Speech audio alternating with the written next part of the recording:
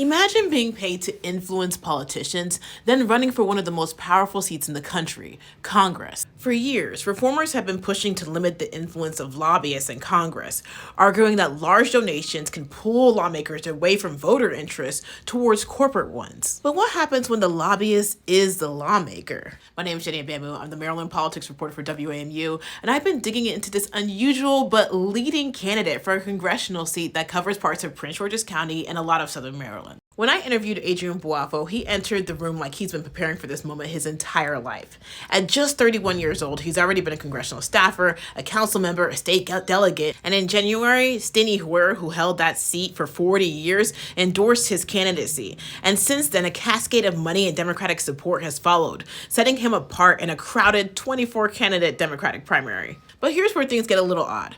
Boafo also works as a lobbyist for Oracle, a major cloud and tech company involved in the national push for AI and data center infrastructure in the country. Now, I checked the federal lobbying records, and it lists Boafo among Oracle lobbyists on issues that included Trump administration AI and data center policies. Boafo says that wasn't his focus. Why should they trust that you are not going to be influenced when a lot of your job is doing that? Yeah, we keep going back to our private sector job that I have. I mean, it's and let's talk about it for 2 seconds. I've never met Larry Ellison. I don't know that man. The work I've done at Oracle has been to boost our engagement throughout America when it comes to education, and I stand by that work very firmly.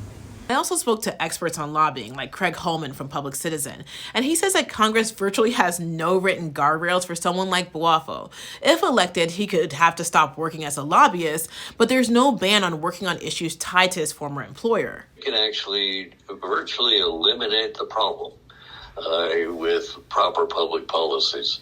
Unfortunately, Congress and the state legislatures rarely have any interest in trying to do so. Congress's few restrictions rely on personal disclosure and self-policing, which Boafo has an inconsistent record of doing. In Boafo's case, years of annual state financial filings did not disclose Oracle state contracts or yearly company bonuses of over $100,000.